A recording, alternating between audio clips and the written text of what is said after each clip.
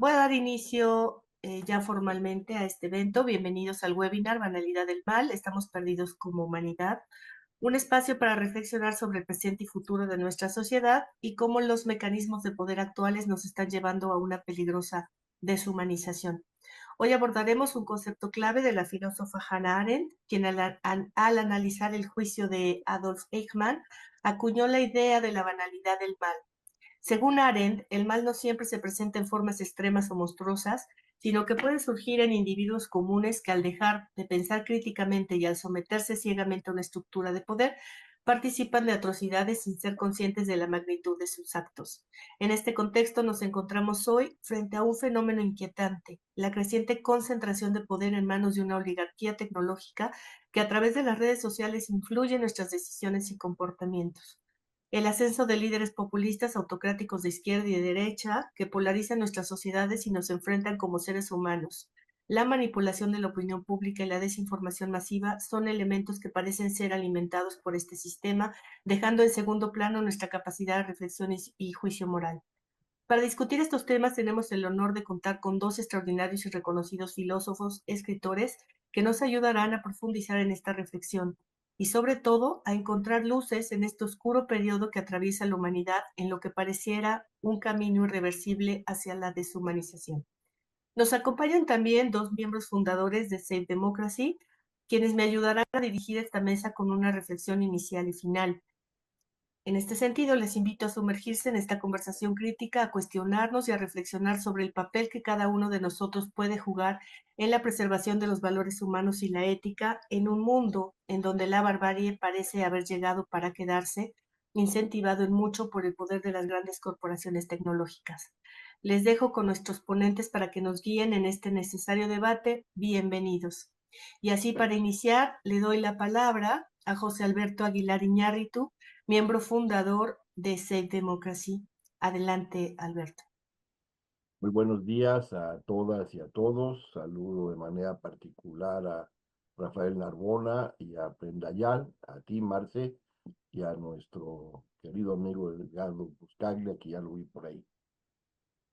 Estamos perdidos como humanidad, es lo que consulta Save Democracy después de referir el señero ensayo de Hannah Arendt de la banalidad del mal.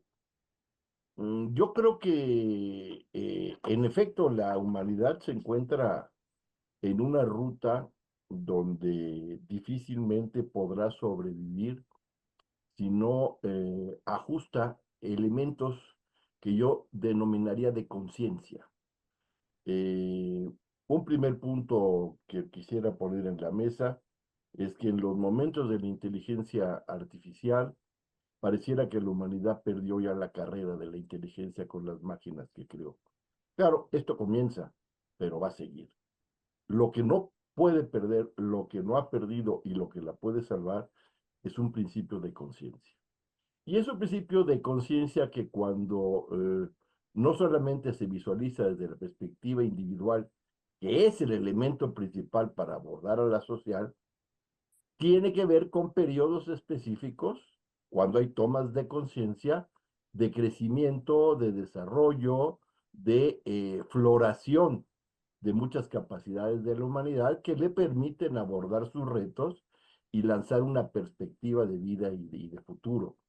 Esta perspectiva de conciencia, que por ciertos momentos la humanidad toma, la humanidad la transforma en un vehículo, en un instrumento, en una estructura que es superior a sus apetitos individuales y que llamamos institución. El problema está cuando las instituciones empiezan a caducar en las capacidades para las que fueron creadas, ya sea por el agotamiento mismo de esos procesos o porque el contexto cambió. Y en ese sentido, empieza la humanidad a quedarse sin referentes y a caminar cada día más hacia la perspectiva del más fuerte, porque vivir sin instituciones es entregar al más fuerte toda posibilidad de acción, toda posibilidad de decisión primero, y los desastres vienen a partir de eso. Nosotros hemos vivido un periodo de unas 3 décadas tal vez cuatro, digamos tres, donde el mundo, particularmente en lo que llamamos Occidente, se encaminó a un proceso de decisión democrática. La gente apostó por resolver sus necesidades a partir de las reglas de la democracia. Sin embargo, durante ese mismo periodo, al mismo tiempo, la humanidad apostó por una perspectiva de libre mercado absolutamente sin restricción, donde los sectores más radicales llegaron a plantear que la libertad era un concepto que devenía fundamentalmente y principalmente de que existiera la libertad del mercado. Y esto entró en un proceso de colisión con los principios básicos de la libertad, de la democracia, que tienen que ver con la inclusión. Hubo intentos donde se quiso terciar con terceras vías, donde las conciencias de la democracia social o socialdemocracia intentó conciliar con estas perspectivas denominadas desde entonces neoliberales, aunque se ha abusado mucho de este concepto. Y bueno, trataron de encontrar ahí una normalización que al final terminó avanzando mucho más, y es bueno que lo haya hecho, pero no suficiente, en el proceso del desarrollo y la verificación de derechos que están sobre todo metidos en el mundo de las identidades. Una perspectiva identitaria versus una perspectiva igualitaria. Igualitaria en el sentido fundamental social, económico y político. Es decir, una construcción de ciudadanía que avanzaba los derechos de tercera generación, pero que dejó de avanzar hacia ese principio central de la igualdad económica y social, entendiendo a la ciudadanía como un principio fundamental de igualdad. Y esto es lo que empezó a generar, a mi juicio, un desencanto democrático creciente. Es decir, las democracias servían para ir a las elecciones, para tener procesos más o menos ciertos en términos de urnas, unos mejores que otros, pero al momento de la toma de decisiones, al momento de lo que se llamaría las reglas de ejercicio democrático del poder, ya eso no funcionaba con la misma velocidad. De hecho, y es el caso fundamentalmente en América Latina, hubo un creciente proceso de oligarquización, como el que estamos viendo ahora, por ejemplo, en los Estados Unidos y en varios países de Europa, de la democracia. Es decir, las democracias, sus instituciones, fueron paulatinamente colonizadas por intereses superiores, que es lo que realmente determinaban la toma de decisiones.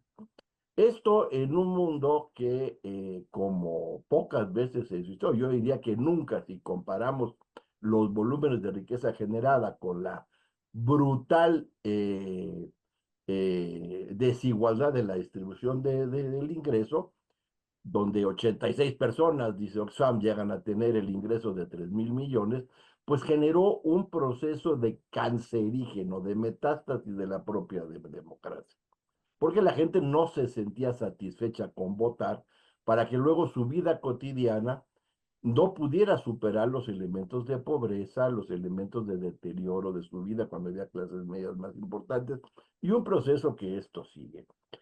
Entonces, este abandono de la democracia, del principio social y hoy día de la igualdad, esta falta de una democracia igualitaria, es lo que le empieza a abrir la puerta a propuestas populistas. A mí no me gusta hablar de populismo de derecha, populismo de izquierda, porque para mí el populismo no tiene ideología. Para mí el populismo es básicamente una forma de movilización, una forma de gobierno, si se puede llamar, o de desgobierno, que tiene características muy específicas. La generación de antípodes, la posibilidad de dividir a las sociedades, la generación obsesiva, abrupta y permanente de expectativas a los públicos para poderlos tener en una perspectiva clientelar, y el golpeo cotidiano a toda norma, todo esquema que relativice su poder. Son los enemigos fundamentales de la división de poderes y de cualquier forma autonómica que pretenda controlar las posibilidades de la acción del dirigente, del líder, del caudillo, de ese dirigente carismático, donde terminan estructurándose estas realidades. En México lo sufrimos con mucha claridad, lo tenemos muy identificado. Los últimos 6 años de este país significaron la destrucción absoluta de los esfuerzos por avanzar a la democracia que la propia izquierda tuvo durante muchos años como un pivote central. Y supuestamente llega un gobierno sedicente de izquierda, pero fundamentalmente populista autoritario, que destroza una por una todas las piezas de avance que se tuvieron en este periodo. Y además hace una propuesta económica absolutamente negativa, donde, bueno, llegó un país de 6 años a crecer 1%, pero además suelta las marras fundamentales de la soberanía del Estado, permitiendo que los procesos delincuenciales se apropien de este país. Las cifras que se tienen son que a más o menos un 30% del país, lo cual implica el territorio, un elemento central, como sabemos todo, de la conformación del Estado, está dirigido por bandas de narcotráfico y demás, delincuencia organizada. Y esto es un proceso que ha venido quitando la paz de este país y restringiendo sus enormes posibilidades de desarrollo de un país que tiene todas las condiciones para constituir en muy pocos años una de las 10 potencias más grandes del mundo. Sin embargo, este cáncer que se ha metido tanto las insuficiencias de la democracia, que a mí me gusta llamar democracias incompletas, porque no trabajan las reglas de ejercicio del poder y solamente se quedan en todo caso en las de acceso al poder, más este proceso de irrupción brutal de los populismos genera un mundo. Pero ¿qué está pasando ahora cuando se da una elección en la primera potencia mundial, los Estados Unidos, donde los sectores del nacional populismo toman el poder? Bueno, pues que se está llevando esto a una escala global. Es decir, en una globalidad que ya de por sí tenía enormes carencias en su arquitectura de gestión. La gestión multilateral, la gestión que devino de la posguerra es una gestión que tiene agujeros por todos lados. Para empezar, sufre de la parálisis central, donde el Consejo de Seguridad está empatado e impide cualquier acción clara de la resolución de la ONU. Y esto se viene dando desde los 90, no es una cosa nueva, desde el momento de la potencia unipolar en la que se convirtió en los Estados Unidos, se convirtieron básicamente en una realización de agendas muy particulares, económicas y políticas, dejando de lado la reconstrucción de un mundo. En paralelo surgió el multilateralismo, la multipolaridad, y entonces generó una incapacidad todavía mayor de las instituciones. Esto nos lleva a una geopolítica muy parecida, y hablo de geopolítica, que todos los que nacimos en la Guerra Fría nos olvidamos de esa palabra, porque la discusión era ideológica y económica, no era de geopolítica, estaba muy definida la geopolítica. Ahora vemos que la geopolítica se nos metió en la cama y nos abre una perspectiva nueva en condiciones que nos recuerdan mucho los contextos de la Primera Guerra Mundial y recientemente las primeras 3 décadas del siglo pasado. Y vuelve a suceder este elemento donde las acciones de personas, de hombres fuertes, de destrucción institucional, de perspectivas radicales desde el ámbito del poder, desde una perspectiva profundamente autocrática y autoritaria, sustituye las posibilidades de gestión. Y vuelven los mismos caballitos de batalla. Lo primero que hay que golpear es a la pluralidad de la que tanto hablaba Hannah Arendt. Lo primero que hay es un proceso de mediatización de las conciencias y un proceso de ejercicio absolutamente excluyente del poder. Ahora, ¿qué está pasando? La gente en la humanidad, ¿tenemos remedio frente a eso? No tenemos remedio, ¿hacia dónde vamos? Indudablemente lo que estamos viviendo ahora con el ascenso del presidente Trump, a mí me gusta identificarlo como un señor con una enorme raqueta que en un mundo de contradicciones no resueltas, como si fueran estas unas burbujas o unas pelotas de tenis, se dedica a pegarles a ver qué logra a partir de su agenda personal en una especie de acción que se parece mucho a aquello del aprendiz de brujo. Y yo creo que eso sí va a generar unas tensiones enormes, no porque yo quiera ridiculizar lo que plantea o no le crea, no le creo profundamente lo que dice que va a hacer y está haciendo y hará. Y al final esto tendrá que tener alguna solución entre esa multipolaridad que domina en este momento Estados Unidos, China, Rusia que se asoma por esos caminos y varios países medios, unos emergentes muy fuertes como la India, por ejemplo, ¿no? Algo va a pasar con esto. Me temo que los nuevos equilibrios de esto van a pasar por cosas muy, muy dolorosas. Para empezar, siento que los conflictos bélicos, lejos de retirarse, van a crecer, porque cuando hay soluciones de fuerza, pues la fuerza se da de todos los lados afectados. Cuando se cancela la política, lo sabemos, es una sentencia muy básica, nace la guerra. Y esto es lo que estamos aproximándonos. Ahora, ¿qué hacer con toda esta perspectiva? Y para eso están estos invitados de lujo que nos va a hacer favor de reflexionar desde la perspectiva, vuelvo a poner sobre la mesa de las conciencias. Incluso yo diría, y con esto voy culminando, eso nos lleva incluso a los planteamientos de la propia religión, donde pareciera que cada día más la gente tiene conciencia que las iglesias, las religiones, respetuosamente lo digo y con todo respeto para todas ellas y para quien las cree, son más un constructo social y a veces político que un constructo espiritual. Y la gente sale de eso y empieza a buscar una espiritualidad en la que se siente absolutamente sedienta y trata de buscar. Y empiezan a crecer una serie de propuestas donde la gente no quiere intermediación para su espiritualidad.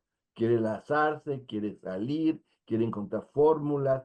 Y empezamos a ver muchas escuelas que crecen por todo el mundo en esta lógica. No digo que las religiones eso no pueda crecer también, pero es evidente que el mundo empezará a cambiar el día que este planteamiento espiritual deje por lo menos de pelearse entre iglesias, entre religiones, y empezando por aquellas tres religiones abrámicas que son primas hermanas unas de las otras, digamos, el judaísmo, el cristianismo y el islam, que es inconcebible que tantos años después de que surgen estas propuestas sigan siendo caballitos de batalla de la enemistad en vez de ser fuentes fundamentales del amor y de la coproducción o distribución, co-creación de la luz.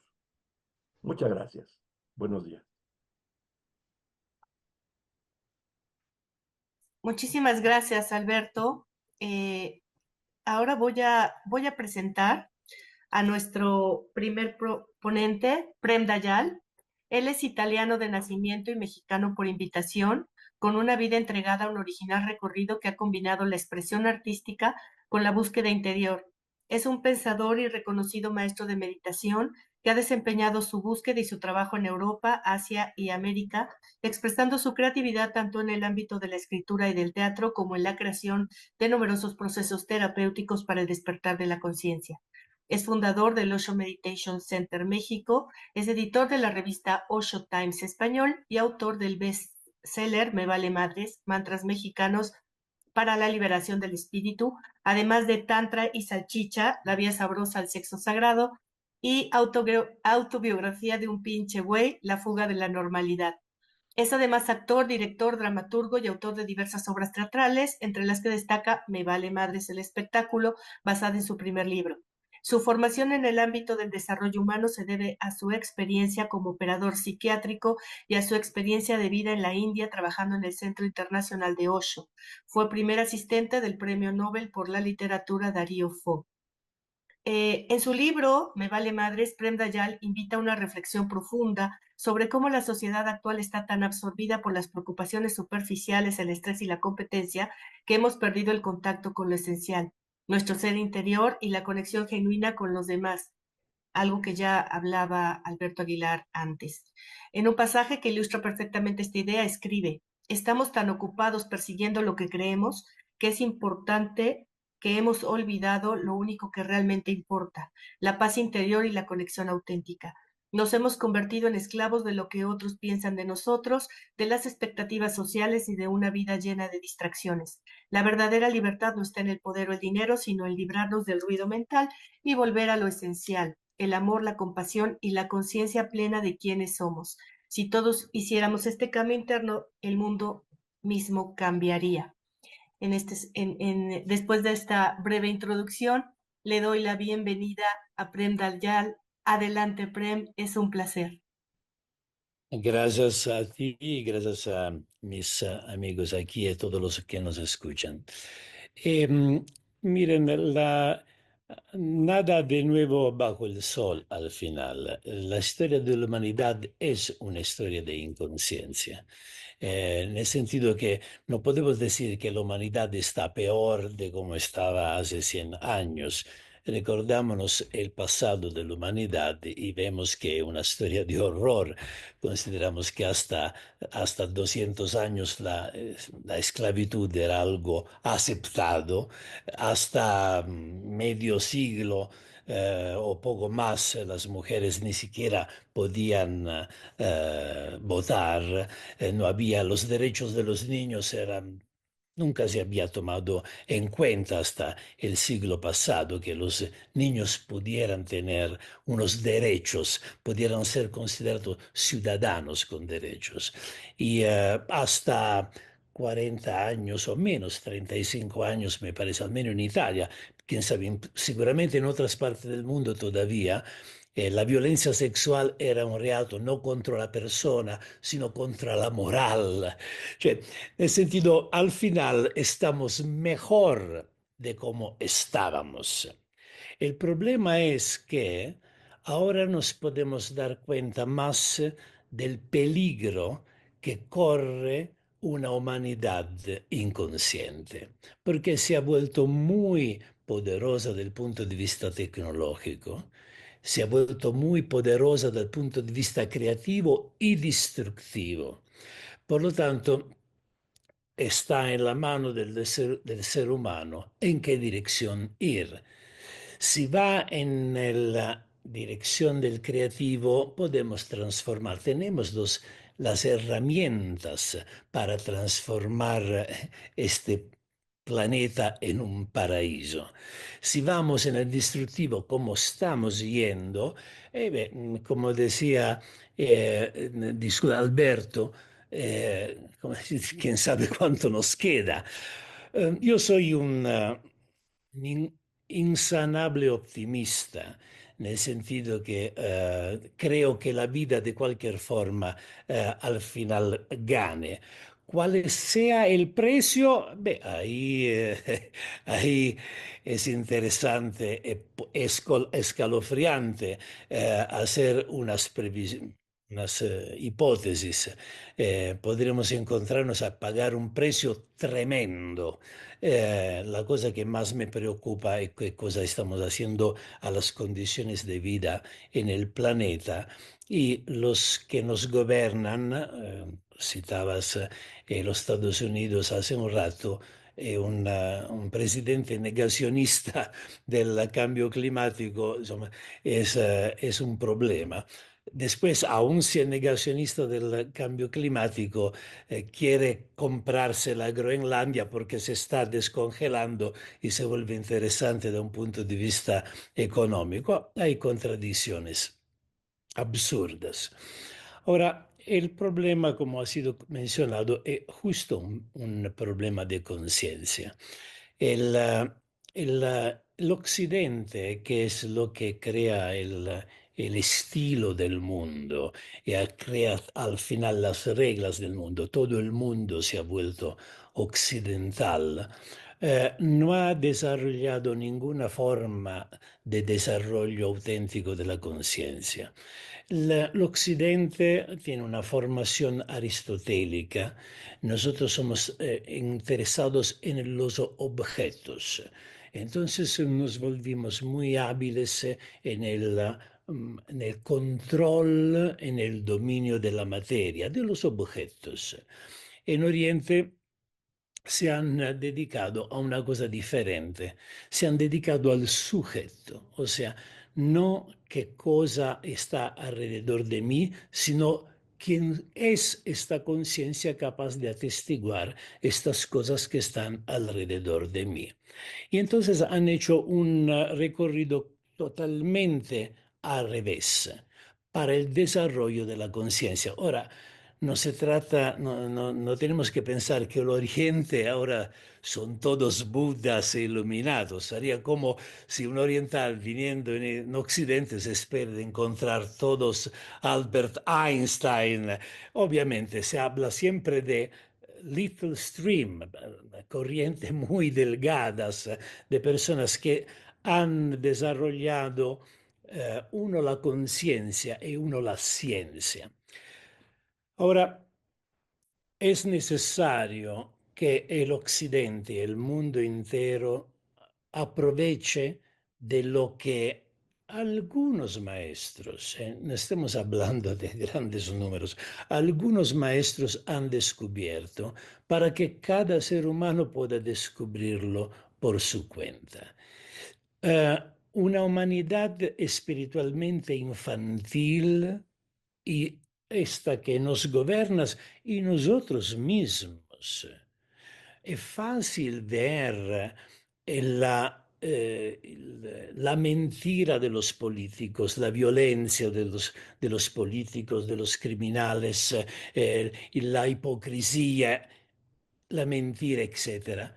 Pero en realidad, si nosotros miramos a nuestras vidas, todos somos un poco mentirosos, todos cuando podemos aprovechar de alguien, aprovechamos de alguien. Estoy generalizando, obviamente.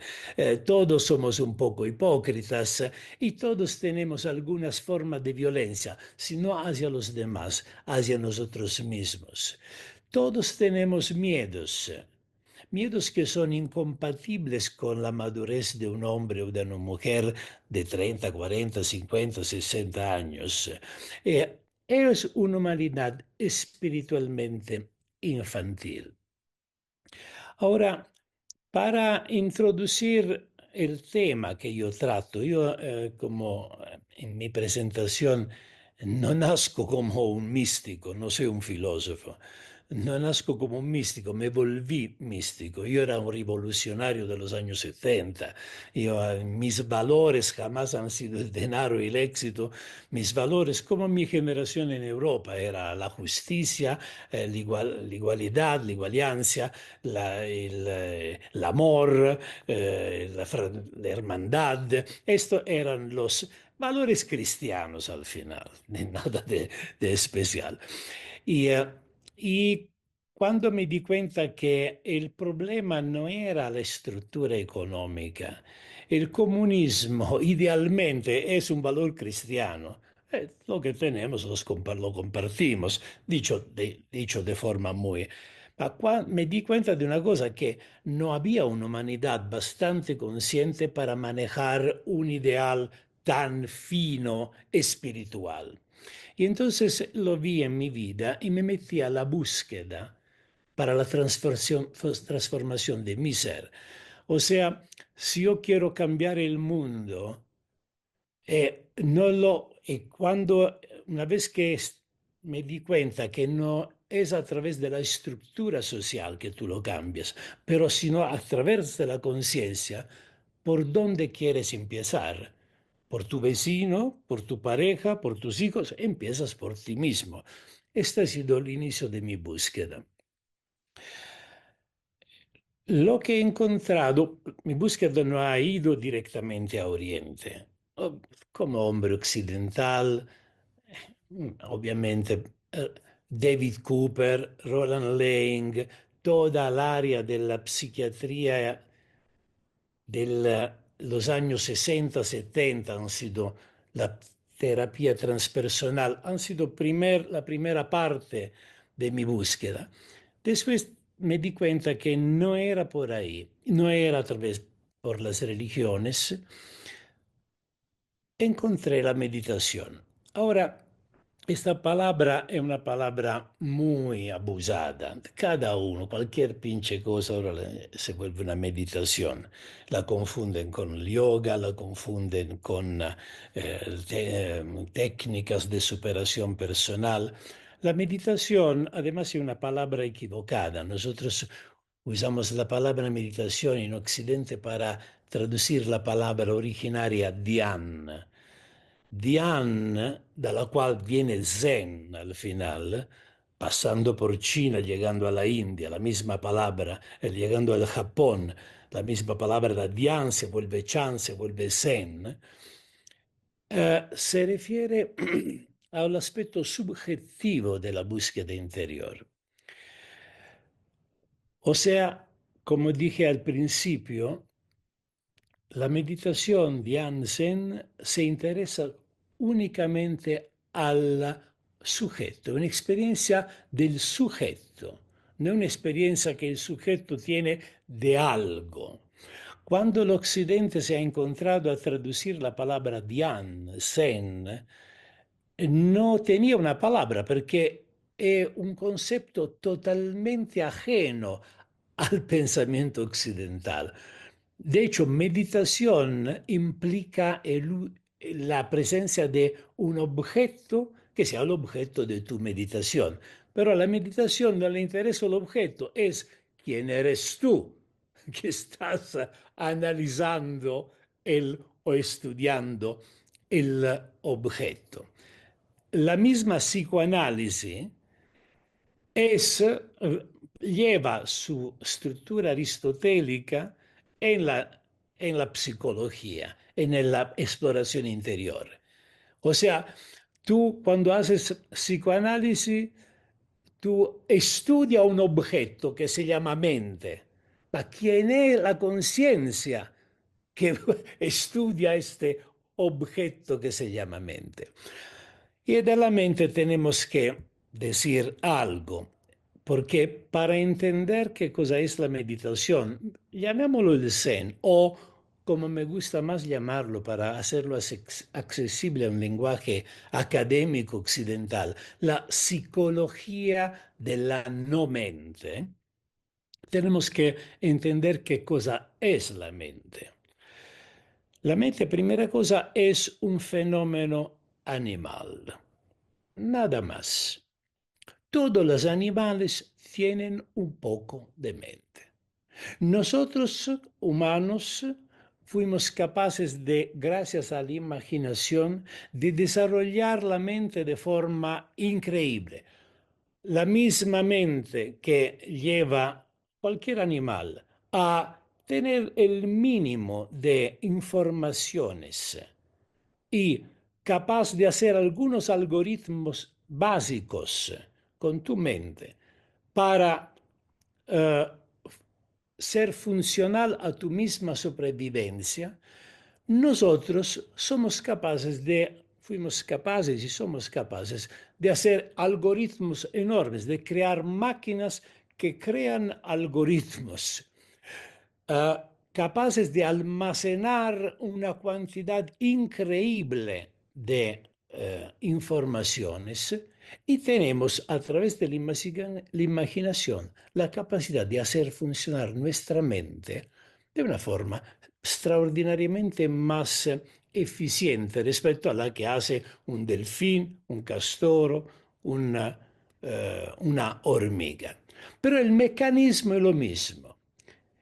El mecanismo que hace, uh, hace elegir a un castor un pedazo de madera para construir un dique, o la misma inteligencia que a través de la cual un animal sabe construirse una guarida para pasar el invierno, es la misma mente, el mismo tipo de inteligencia que nos sirve para construir rascacielos, para hacer nuestra vida tremendamente confortable. O sea, nosotros logramos a través de nuestra mente atender nuestras exigencias de la sobrevivencia de forma extraordinariamente eficiente. Y todo nuestro enfoque ha sido hacia el desarrollar este aspecto. El problema de la mente, siendo un mecanismo animal, es que es dominado por el egoísmo. El egoísmo en el mundo animal es totalmente justificado, porque el egoísmo es la forma en la cual uno logra sobrevivir. Nosotros, habiendo desarrollado la mente de forma tremenda, hemos desarrollado también el egoísmo de forma tremenda. Si un animal puede liberar el territorio de un invasor o eh, extenderse un poquito, nosotros podemos imaginar que si hay una población que nos cae mal, la podemos extinguir o al menos intentar de hacerlo del planeta. Si, digamos, entre los animales se pueden agarrar para un pedazo para comer antes de los demás, nosotros somos capaces de quitar cantidades infinitas de productos para guardarlo en las manos de pocas personas y dejar las otras personas en un estado de necesidad o de hambruna. Ahora, este mecanismo que es la mente, que es un grande mecanismo en las manos de una conciencia despierta, en ausencia de una conciencia despierta se vuelve un mecanismo tremendamente destructivo. La mente en las manos del egoísmo animal, dal cual somos gobernados. ¿Qué cosa es el capitalismo sino el egoísmo animal al máximo? El meca Probablemente no hubo jamás un sistema tan egoísta. O sea, el Dios es el provecho. No es la única cosa que existe. Si el provecho sale mejor, si dejamos dos morir de hambre, va perfectamente bien. Esta es la regla. A menos que estos dos nos creen problemas, entonces le damos algo para sobrevivir. Ahora, la mente funciona de esta forma.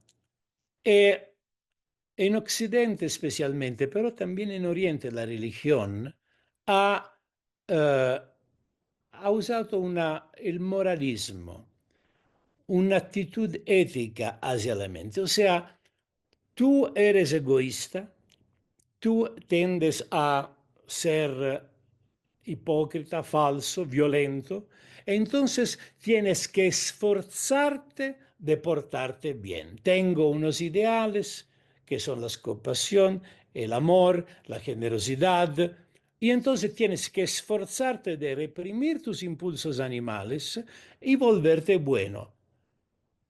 Obviamente no ha funcionado.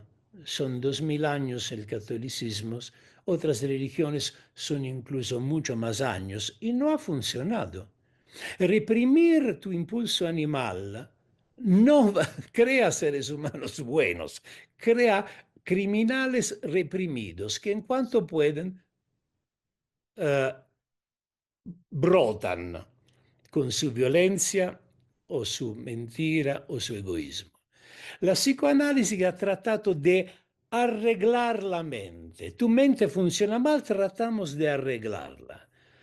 En Oriente, maestros como Buddha, Bodhidharma, Lao Tse, Kabir, han hecho una cosa diferente. Te dicen, checa bien, tú no eres tu mente. Tu mente es un fenómeno externo a ti. El simple hecho que tú puedas ver tu mente significa que hay una conciencia que es separada de lo que tú ves. Es obvio, si tú puedes observar algo y tú puedes observar tu mente, una cosa es cierta, tú no eres lo que observas. Entonces, ¿quién eres tú? Cuando tú te separas de tu mente a través de la simple observación, sucede un milagro extraordinario. Las cualidades que nos hacen humanos vienen automáticamente a flote. La diferencia entre nosotros y los animales es la conciencia, es la capacidad justo de ver las cosas. Cuando tú te separas de la mente, surge lo que los animales no tienen. Cosa no tienen los animales? El amor es la primera cosa. La compasión, la creatividad, la poesía, el arte, el sentido del humor, el sentido de hermandad no conectado a la sobrevivencia. También los lobos tienen hermandad, pero es solo conectado a la sobrevivencia, no es un sentimiento que viene dal profundo. Y nosotros cuando nacemos, si tú miras un niño, el niño puede ser egoísta en cuanto inconsciente, pero si tú puedes ver en la profundidad de sus ojos, tremendo amor, tremenda creatividad, tremendo sentido del humor, tremendo sentido de lo bello, de la armonía. Estas cualidades nosotros las tenemos de forma humana, pero no vienen desarrolladas. Todo nuestro desarrollo educativo es para hacernos útil para algo, para desarrollar nuestras características animales, nuestra mente. Nadie se ha preocupado que tú seas feliz. Todos se han preocupado que tú sirvas para algo. Sirva para alguien más. Todos te han enseñado la matemática, y te han enseñado la ética, y te han enseñado la moral, y te han enseñado la lógica, te han enseñado la filosofía. ¿Cuánto tiempo dedicamos a desarrollar las características artísticas de un niño? La poesía. ¿Cuánto tiempo dedicamos a enseñar a hacer que los niños hagan lo que los animales no hagan? A bailar, a cantar, a pintar, a contar historias. Todas las cosas que nos hacen humanos. Hay un señor, lo conocí, no me recuerdo el nombre y lo siento porque me gustaría poderlo citar, en Guerrero, que toma niños que están destinados a terminar mal.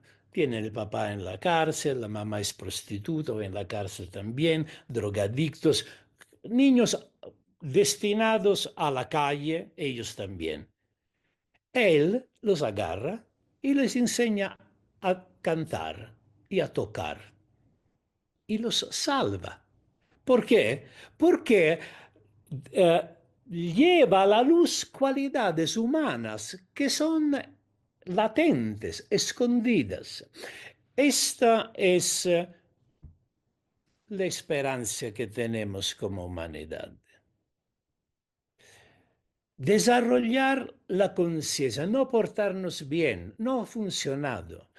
Desarrollar la conciencia, despertar la conciencia y asombrarnos al milagro que todo lo que tú buscabas está ahí. El amor es la primera cosa y la compasión son la primera cosa que vienen a flote cuando tu conciencia empieza a despertarse. No es una acción, es un perfume. La creatividad es el otro. Y una humanidad un poco más consciente. No puedes hacer cosas lesivas, dañinas, destructivas hacia los demás o hacia sí mismo. No porque hay un mandamiento que te manda al infierno, porque no puedes más hacerlo. Es imposible que una persona con un mínimo de conciencia despierta aproveche de alguien más. Robe, ma è imposible. Mate ni hablar.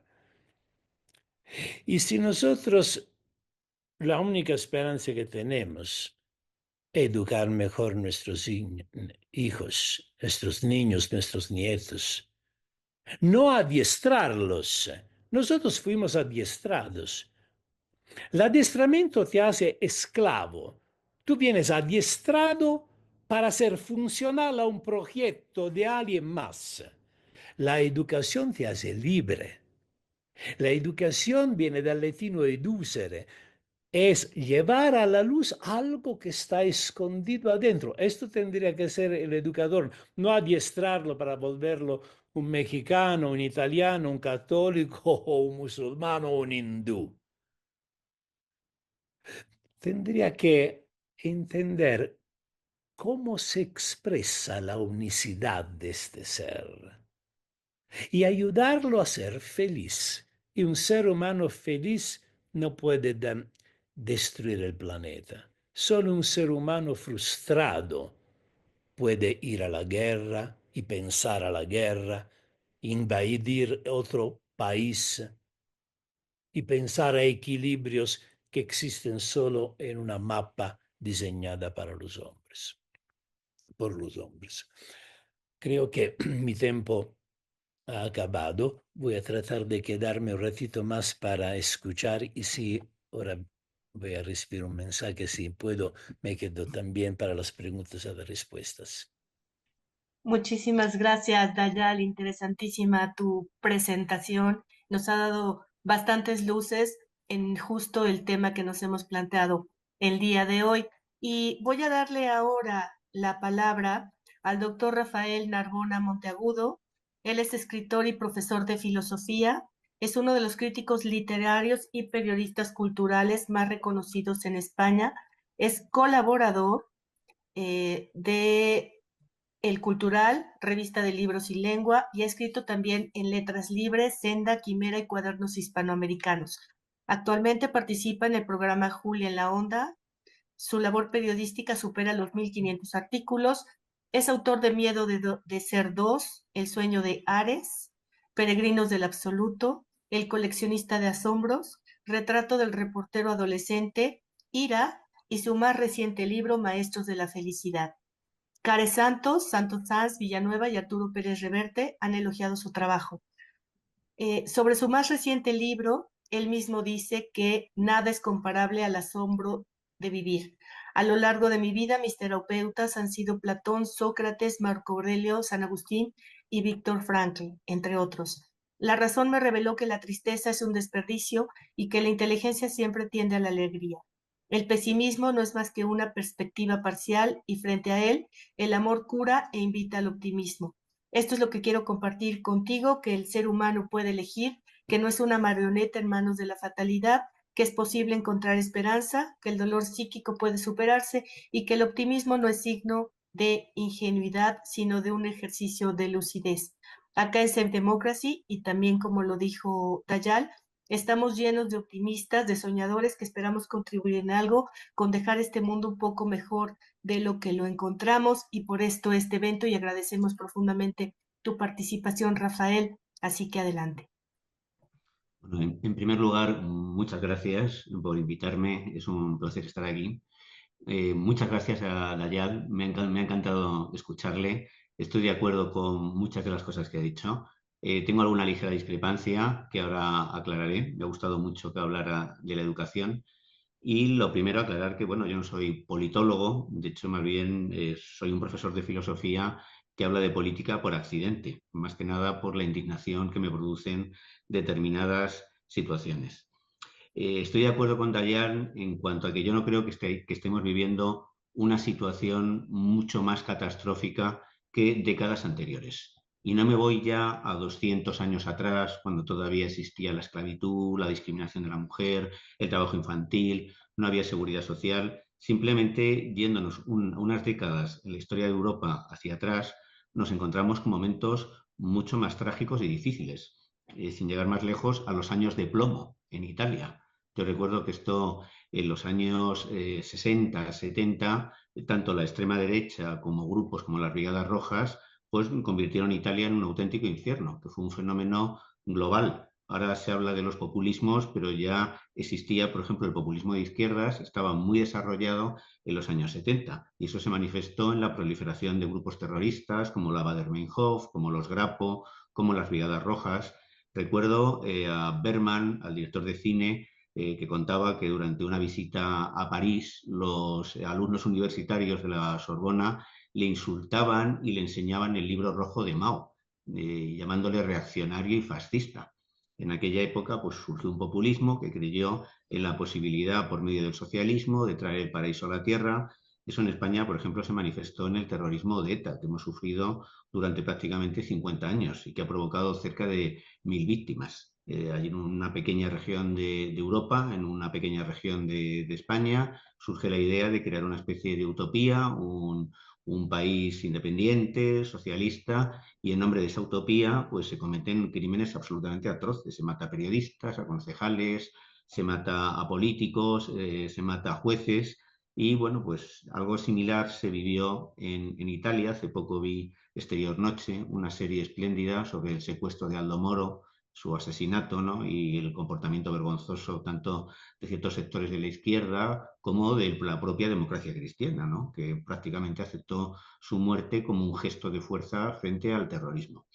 Y también se ha hablado mucho pues, de lo que pasó en Argentina en los años 70, cuando se produce el proceso de reorganización nacional, el golpe de Estado de Videla, 30.000 desapariciones, unos crímenes espantosos, unas violaciones de los derechos humanos terribles, pero no se comenta que una década antes, pues tanto el ejército montonero como una facción guerrillera de orientación trotskista, en 10 años mató a 1000 personas en atentados terroristas. Con lo cual el populismo no es un fenómeno totalmente nuevo, sino que es un fenómeno que ya existía y que en los años 70 pues, convirtió Europa en una región inestable y también América Latina. En cuanto a la banalidad del mal, que es el título de, bueno, pues de esta iniciativa, yo creo que Hannah Arendt cometió un error menospreciando a Eichmann. Eichmann no era un simple funcionario que se dedicó a ejecutar órdenes. Eso es un poco la imagen que él intentó transmitir en Jerusalén, que él, bajo un gobierno democrático, habría actuado de otra manera, no habría deportado a miles de judíos, y eso no es cierto, porque él, de hecho, poco antes de ser secuestrado por el Mossad y trasladado a Jerusalén, concedió una serie de entrevistas en Argentina donde se vanagloriaba de haber provocado la muerte de 5 millones de judíos. Incluso dijo, cuando llegue mi hora y mis restos reposen en una tumba, se agitarán de alegría al saber que llevan sobre su conciencia el asesinato, bueno, el que consideraba el exterminio de 5 millones de enemigos del Reich. Eichmann era un hombre que tenía unas convicciones muy fuertes, lo que sí era intelectualmente mediocre. O sea, no era una persona brillante, no argumentaba de una manera muy convincente, pero tenía unas convicciones muy firmes. Y yo creo que este es un poco el problema de la época que estamos viviendo, que hemos perdido convicciones, certezas y sobre todo la sensación de sentido. El ser humano, yo creo que fundamentalmente lo que anhela es encontrar un significado a la vida, lo que anhela es encontrar un sentido a su existencia. Eso se consiguió durante mucho tiempo mediante las religiones, también mediante las ideologías políticas, pero ahora se ha perdido un poco esa perspectiva que es tan necesaria, como recordó Viktor Frankl en este famosísimo libro El hombre en busca de sentido, donde cuestionaba las teorías tanto de Nietzsche como de Freud como de Adler, y donde decía que el ser humano lo que necesitaba fundamentalmente para ser feliz era encontrar un sentido a las cosas. La satisfacción sexual, la acumulación material, acaba generando una sensación de hastío, de vacío, de tedio. En cambio, las personas que tienen una convicción firme soportan incluso las situaciones más adversas. Y él citaba el caso de las víctimas de los campos de concentración, los que tenían fuertes convicciones religiosas o políticas, sobrevivían en un porcentaje mucho más elevado que los que, por el contrario, no tenían ninguna creencia a la que aferrarse y que enseguida se transformaban en lo que se llamaba, en la jerga del campo, musulmanes. Con lo cual, es necesario, como por ejemplo ha apuntado un filósofo italiano joven, Diego Fusaro, hallar un sentido, un significado, alguna forma de trascendencia en la inmanencia o una perspectiva espiritual que ayude a los seres humanos a soportar la incertidumbre de la vida, ¿no? Vivir no es fácil, todos somos conscientes de nuestra finitud. Tal vez lo que más nos distingue de los animales no es la capacidad de experimentar ciertas emociones. Yo tengo perros y gatos y algunas de sus emociones son parecidas a las nuestras, a un nivel muy primario, a un nivel muy elemental. Es cierto que no tienen creatividad, que no tienen conceptos pues muy complejos como solidaridad, pero los animales a través de la seguridad que les proporciona un entorno consiguen soportar las incertidumbres de la vida. Y la primera de todas es la finitud. Ellos no son conscientes, la muerte es una cosa que les pilla muy lejos. En cambio, nosotros, en la medida en que avanzamos, somos conscientes cada vez más de nuestra fragilidad y de nuestra vulnerabilidad. En el momento actual, yo creo que no se entiende si no nos remontamos al año 1945, después de la Segunda Guerra Mundial. En los años 30, las ideas democráticas no estaban muy extendidas, porque tanto la izquierda revolucionaria como la derecha fascista lo que querían era exterminar al enemigo. O sea, no se buscaba en ningún caso el consenso, la conciliación, la convivencia, la paz, sino que había pues, un dilema que era fascismo o revolución. Y en ambos extremos al otro se le veía como un adversario irrecuperable, cuyo exterminio era necesario para conseguir un cierto grado de paz y desarrollo. Después de la Segunda Guerra Mundial y de sus 60 millones de víctimas, del sufrimiento indescriptible que provocaron los campos de concentración, por ejemplo, cuando se habla de la SOA, hay mucha gente que piensa que había, no sé, 50 o un centenar de campos en Europa. En realidad había 40.000 campos de exterminio. Muchos eran muy pequeños. Hace falta una infraestructura muy compleja para matar a 12 millones de personas que murieron en los campos de exterminio, de los cuales 6 millones pues, eran judíos. Luego también vino Hiroshima, en fin, Nagasaki. Después de tanto espanto, en los años finales, en el 45, surge la necesidad de crear un mundo más estable. Se llega a una serie de acuerdos, se aprueba la Declaración Universal de Derechos Humanos y se crea un consenso que permite crear el estado del bienestar. Y aunque luego de inmediato va a arrancar la Guerra Fría, gracias al estado del bienestar, durante varias décadas hay un cierto grado de estabilidad, de paz.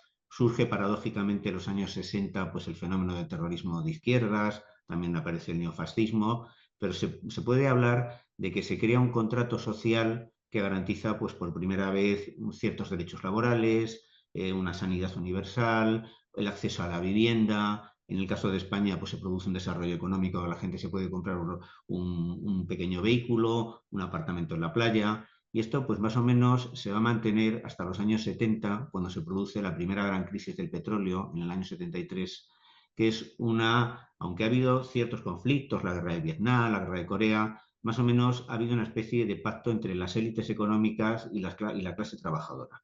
Y ha habido pues un periodo de relativa estabilidad. Con la crisis del 73, todo esto un poco empieza a desmoronarse y cuando llegan los años 80 aparece el neoliberalismo, liderado por Margaret Thatcher, por Ronald Reagan y cuyo objetivo fundamentalmente es desmontar el estado del bienestar.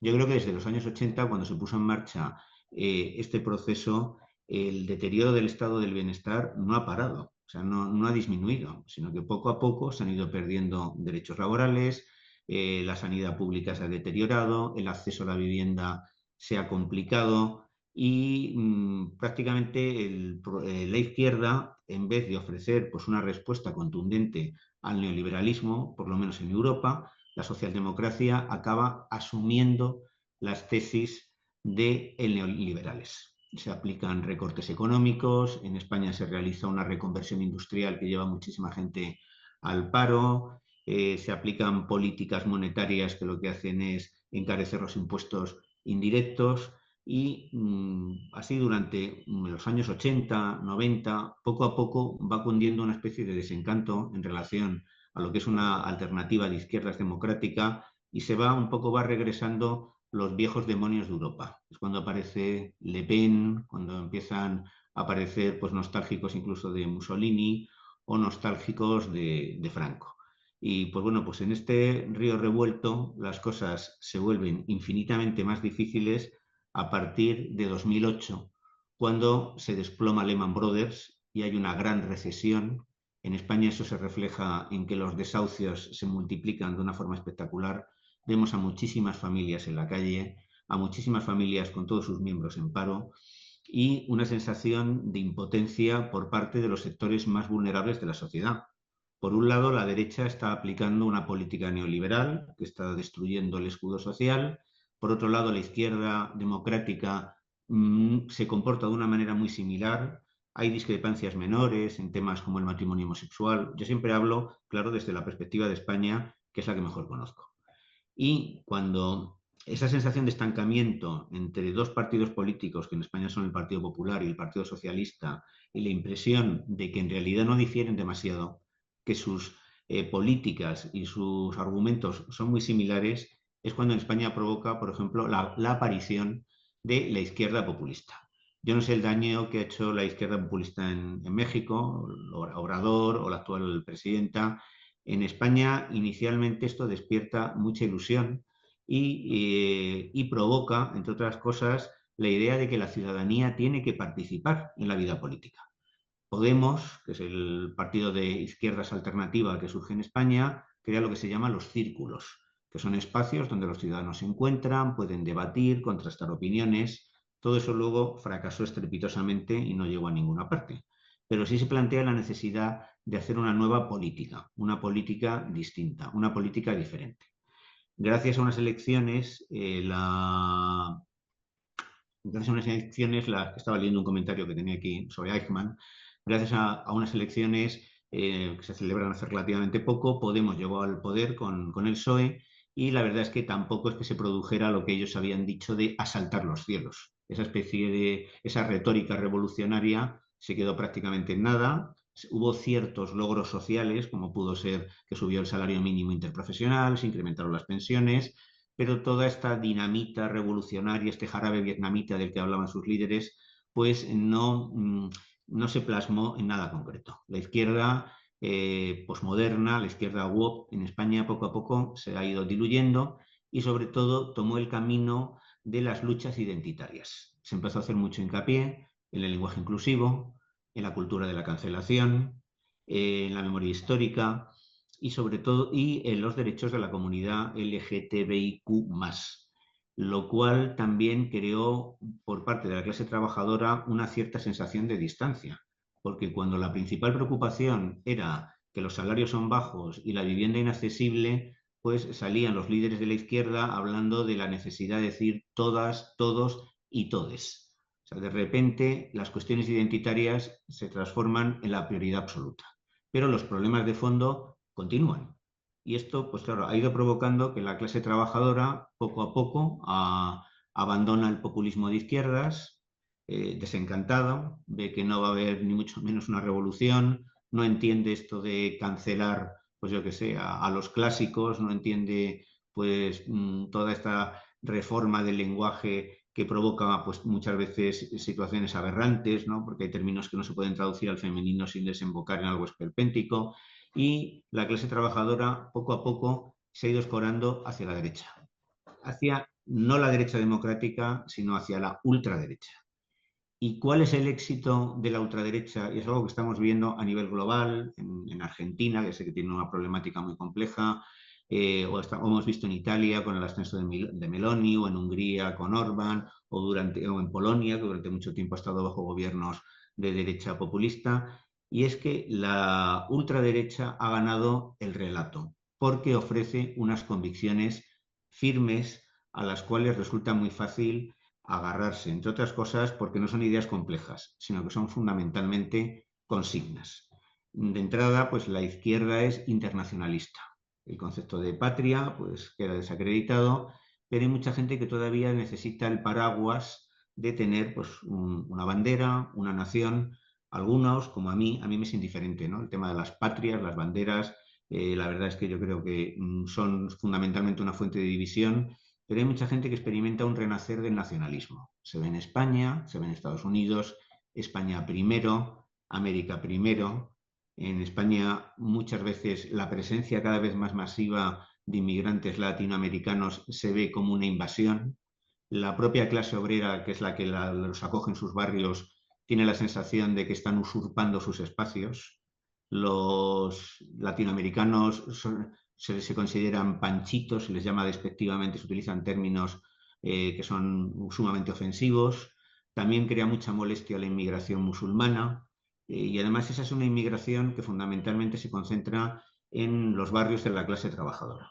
Y ahí consigue la ultraderecha hallar un nuevo chivo expiatorio, que son los que ahora se les llama migrantes. Es algo parecido a lo que hace Hitler en los años 30 con los judíos. Tenemos un cuerpo extraño en la nación que está además perturbando su pureza cultural o racial y hay que administrar esto de alguna manera. El problema es que España, Europa, Estados Unidos necesita la mano de obra de los inmigrantes, no puede prescindir de ellos. Pero al mismo tiempo la sociedad no está digiriendo de buen grado la presencia de otras culturas, de otros idiomas, de otras tradiciones. Occidente siempre ha tenido una actitud muy arrogante, siempre ha mirado con mucho desprecio a Oriente, a lo que llama el tercer mundo, y esta clase obrera desencantada con la izquierda woke, pues poco a poco va descubriendo que simpatiza con las tesis de la ultraderecha. La primera, pues estamos sufriendo una invasión, incluso se ha popularizado la idea del gran reemplazo. Esto supuestamente la presencia de inmigrantes no es un fenómeno de carácter social, económico, sino que es una estrategia de la izquierda para destruir la civilización cristiana occidental, para transformar Europa en un continente musulmán. Esta idea, que es un disparate, sin embargo, adquiere mucha fuerza, mucha popularidad y al mismo tiempo pues, se van creando, pues, fomentando las reacciones emocionales básicas. De nuevo empiezan a agitarse banderas, de nuevo yo he dejado de verme, imagino que no es, se me sigue viendo sin ningún problema. Sí, sí te vemos. Sí. Ah, es que yo he dejado de verme a mí mismo. No sé muy bien por qué, pero vosotros sí me veis, ¿no? Sí. Sí, sí, sí, sí, sí te vemos. Sí, es que yo no sé por qué yo he dejado de verme, pero bueno. Lo cierto es que a partir de, pues bueno, de una serie de cambios, la ultraderecha pues, ha ido avanzando. También, por ejemplo, otra de las cosas que ha sido muy determinante es las reivindicaciones de la comunidad LGTBI, que ha existido durante mucho tiempo la idea de que la clase trabajadora tiene una mentalidad progresista, y eso no es cierto. La clase trabajadora normalmente en sus valores morales es muy tradicionalista, muy conservadora, con lo cual les molesta no solo la presencia de la inmigración, también les molesta terriblemente que cada vez los homosexuales, los transexuales tengan más visibilidad, tengan más derechos y se considera que, bueno, que la familia es una estructura, una forma de convivencia que hay que reivindicar y se está volviendo un poco a las viejas consignas tradicionalistas o fascistas, Dios, patria y familia. Y con el tema de las religiones, en España está sucediendo algo muy curioso, ¿no? Por un lado, lo que es las iglesias tienden a vaciarse, las religiones cada día pues, son menos influyentes, pero lo que queda se vuelve extraordinariamente conservador. Realmente después de los papados de Wojtyla y de Ratzinger, los grupos como Comunión y Liberación, los Legionarios de Cristo, el Opus Dei, prácticamente se han apropiado de la Iglesia. Y ahora está avanzando un tradicionalismo religioso que se está aliando en todo el mundo con la ultraderecha y que ha conseguido crear un discurso que resulta sumamente atractivo para las clases trabajadoras, que de repente se sienten otra vez orgullosas de ser americanas, de ser españolas, de pertenecer a familias convencionales o incluso de asistir a celebraciones religiosas también de carácter tradicional. Entonces, parar esto es muy complicado, porque además detrás de este discurso lo que hay es una especie de internacional del odio. Y no hay nada que una más a las personas que odiar a un enemigo común, que en este caso puede ser la inmigración, pueden ser también las feministas, pueden ser los intelectuales, pueden ser todo lo que se consideran elementos extraños, ¿no? Y ¿cómo parar esto? No es fácil, pero yo creo que en primer lugar uno de los frentes en los que habría que luchar para volver a un espacio plural donde la diversidad no se percibe como una amenaza, sino como algo enriquecedor, que es lo que además sostiene Hannah Arendt en un texto que dejó a medias, que es Política, donde ella comentaba que lo que caracteriza a la vida política precisamente es la pluralidad. El hecho de que los otros dejan de ser un qué para transformarse en un quién. Dejan de ser algo para transformarse en personas. Y al mismo tiempo, pues se admite el derecho a ser diferentes. Lo que la política, fundamentalmente, tiene que ser un espacio plural, un espacio diverso, donde al otro se le acepta, se le acoge y no se le considera un enemigo. Y además, no solamente se está creando la noción de enemigo externo, los inmigrantes, también se está creando la noción de enemigo interno, que en este caso, pues bueno, vuelve otra vez el odio al comunismo o en el otro extremo al fascismo. Todo el que no piensa como yo es fascista, todo el que no piensa como yo es comunista. Y en España el grado de polarización, y creo que en todo el mundo, se ha vuelto insoportable. Ya no hay pues una voluntad de debatir, dialogar, intercambiar puntos de vista, sino que cualquier disenso, cualquier divergencia se percibe como una agresión. Y a esa agresión se responde deshumanizando al adversario. Ese es el primer paso, muchas veces, para justificar su aniquilación. Cuando tú no ves al otro como una persona distinta, que tiene derecho a expresar sus opiniones, a no coincidir contigo, sino que lo percibes como un enemigo, ya sea externo o interno, eso es el germen del fascismo, ¿no? El huevo de la serpiente que puede eclosionar y llevarnos a escenarios como los que vivió Europa el siglo pasado, en la década de los años 30 y los años 40. ¿Cómo parar este fenómeno? ¿Cómo volver a una situación de convivencia distinta? Yo echo de menos el clima de consenso que había en la Europa de la posguerra, cuando había políticos de derechas elegantes, inteligentes, como por ejemplo De Gaspieri, que era un hombre, en fin, uno de los líderes de la democracia cristiana italiana, y que buscó siempre el diálogo, o como Aldo Moro, que también tuvo pues una relación muy cordial con Enrico Berlinguer, que era el líder del Partido Comunista Italiano. Ahora pues hemos pasado de ese tipo de políticos que muchas veces eran intelectuales, con una gran formación, con un conocimiento de idiomas, a políticos como Donald Trump, que son auténticos patanes, que entre otras cosas hace poco han confundido, ha creído que España era uno de los países BRICS. Entonces, ¿cómo es posible? En fin, y que tiene fantasías imperialistas como anexionarse Groenlandia, lo cual significaría entrar en guerra con la Unión Europea, nada menos que con Dinamarca, ocupar un país con una población hostil o apropiarse del Canal de Panamá o renombrar el Golfo de México como Golfo de América, lo cual provocó, por cierto, un estallido de risa en Hillary Clinton, que estaba detrás cuando lo oyó y no pudo evitar las carcajadas. Ante esta situación surgen varias incógnitas. La primera, ¿el hombre es malo por naturaleza? ¿Estamos abocados necesariamente a la confrontación? Yo sinceramente no creo que sea así. Yo pienso que Rousseau tenía razón, que el ser humano es bueno en la mayoría de los casos, y son las instituciones, las leyes o un mal modelo cultural el que acaba provocando pues, aberraciones como las guerras o las grandes desigualdades. Yo hace unos meses leí un libro que me encantó, que recomiendo a todo el mundo, que se llama Dignos de ser humanos, de un historiador holandés que se llama Rutger Bregman, y que sostiene que la hipótesis, esta que lanza William Golding en El Señor de las Moscas, de que si el ser humano vuelve a la naturaleza es un depredador implacable, no se corresponde en absoluto con la realidad.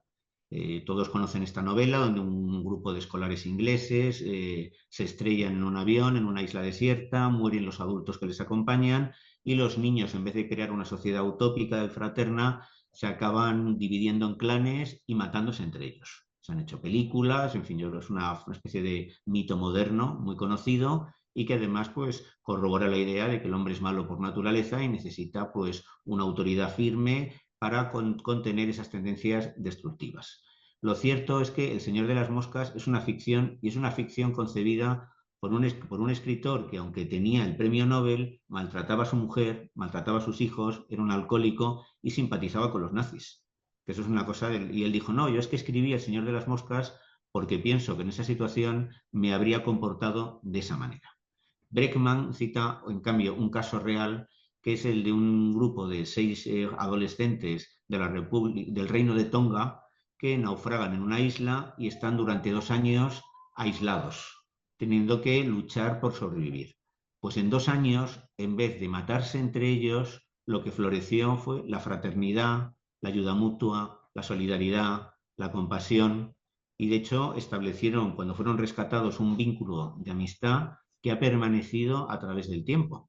Y que esto, bueno, pues yo he visto varios documentales, me he informado sobre la historia, y a pesar de la escasez de comida, de la escasez de agua, de las heridas que sufrieron, de la desesperación, nunca hubo pues estos comportamientos tan agresivos y tan destructivos como se ven en El Señor de las Moscas. Y otro ejemplo de que el ser humano, cuando vuelve a la naturaleza, no es un depredador implacable, es el que nos ofrecen los chicos que se estrellaron en los Andes. Esta historia 1000 veces repetida y sobre la cual se ha hecho una película recientemente, La Sociedad de la Nieve, y donde, bueno, pues todos los supervivientes en los libros que han escrito coinciden en señalar que allí, prácticamente desprovistos de todo y en una situación extremadamente dramática, con un frío insoportable, con carencia de alimentos, con una enorme incertidumbre, lo que hubo no fue egoísmo, lo que hubo fue al revés, generosidad. Yo recuerdo a Roberto Canessa, uno de los supervivientes, dice: nunca he visto gestos de generosidad semejantes a los que vi en los Andes. Todos elogian mucho el caso de Numa Turcati, que es uno de los chicos que iba en el avión y por desgracia murió. Dice, bueno, se comportaba como si fuera Jesucristo. Nunca he visto una persona tan preocupada por los demás, incluso cuando él estaba gravemente herida y la muerte le rondaba. Lo mismo ha comentado Nando Parrado, que fue como el líder de la travesía de 10 días que hicieron él y Canessa para llegar a Chile, gracias a la cual salvaron la vida del resto de sus compañeros. ¿Por qué, si el ser humano, yo creo que tiende más bien a la compasión que a la violencia, por qué hay tanta violencia en la historia? En la vida cotidiana, yo por lo menos cuando tú ves que una persona se cae, sufre un accidente, tienes a socorrerla. Si es cierto, por ejemplo, aquí en España, cuando ha habido unas inundaciones terribles en Valencia, con una dana, ha habido muchísimos voluntarios que han acudido desinteresadamente a prestar ayuda. En cambio, Estimado Rafael, perdón, estamos en tiempo. estamos en tiempo. Finalizo nada más con una cosa. En el caso que estaba comentando, los casos de los comportamientos insolidarios son minoritarios. ¿Cuál es el origen, pienso yo, de todo esto? El modelo capitalista. Como decía Rousseau, cuando alguien trazó una línea y dijo, esto es mío, a partir de ese instante surgieron todos los conflictos. ¿Cuál sería uno de los frentes para combatir esto? Como ha dicho Dayal, yo he sido profesor, la educación. Una educación que no fuera adiestrar, que sigue siendo así, sino que fuera ayudar a crecer y a desarrollar el talento que hay en cada niño. Perdonad que me haya extendido, en fin, no sé, y muchas gracias por escucharme. Muchísimas gracias. Rafael, tenemos algunos comentarios de la gente que nos acompaña. Tenemos gente de varios países de América Latina, de Europa, Israel, Argentina, Perú, Colombia, Venezuela, obvio México, Bolivia, Estados Unidos. Y hay algunos comentarios de quienes nos acompañan y seguramente ha habido algunos puntos que han tocado ambos y que a lo mejor se contraponen y que a lo mejor podrían ahondar un poco más. Creo que Dayal tiene un punto de vista particular sobre el tema de las religiones y la patria que bien tocaste, Rafael, y que me gustaría que profundizara un poco. Y una pregunta que yo quisiera también poner sobre la mesa es si, si este enfocarnos en el consumismo, la banalidad, el desarrollo de la imagen, la confrontación con lo que es diferente y con el que es diferente, y mucho exacerbado por las redes sociales y la masificación de consignas, esta deshumanización del adversario, ¿cómo hacerlo diferente desde este otro lado? ¿Cómo masificar esto que están ustedes planteando desde este otro lado? Me gustaría entonces darle la palabra a Dayal. No sé si Aguilar o Edgardo quieran hacer alguna pregunta o un comentario para que nuestros invitados puedan ahondar en ello. Dayal, Am, adelante. discúlpame, pero no entendí la pregunta exactamente cuál es La pregunta es desde si desde un lado, desde este otro lado de la inconsciencia, digamos, están masificando todas estas consignas, esta deshumanización del adversario, este enfrentamiento con el otro, este enfrentamiento con lo diferente, cómo hacerlo desde este otro lado de la conciencia. Porque entiendo que ah, esto lo hace uno mismo, pero ¿cómo lo masificamos? ¿Cómo invitamos a más? Em, nosotros tenemos que, primera cosa, considerar que no nos encontramos enfrente de un fenómeno nuevo.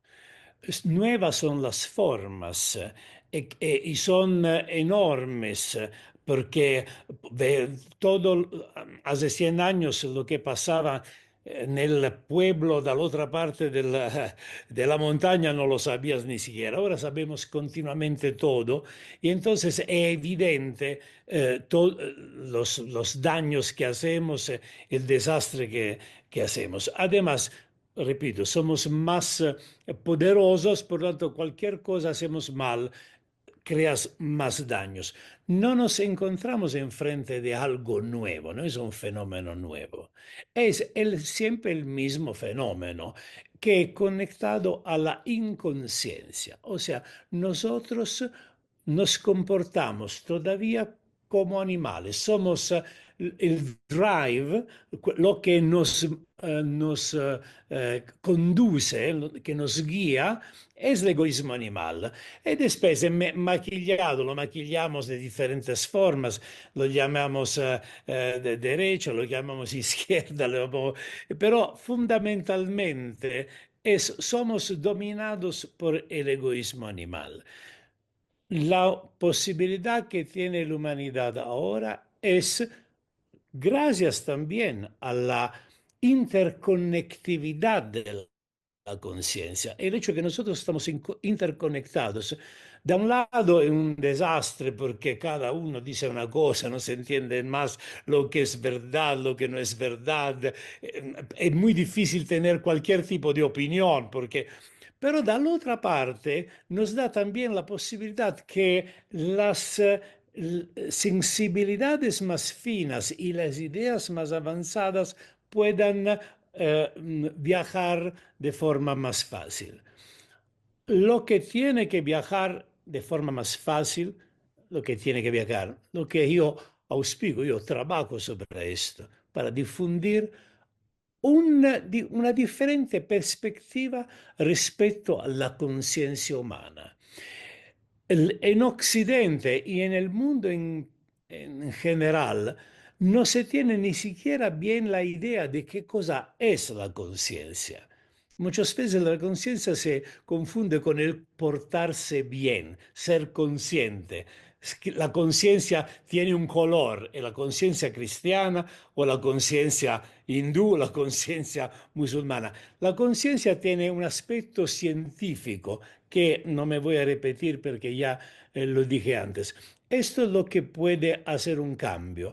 Y cuando nosotros hablamos de cambio, yo no me imagino un cambio que yo voy a ver. Nosotros obviamente con la nuestra mente chiquita imaginamos como si el mundo es lo que tenemos enfrente y lo que al máximo llega a nuestros hijos, a nuestros nietos. Nosotros somos un latido de pestañas.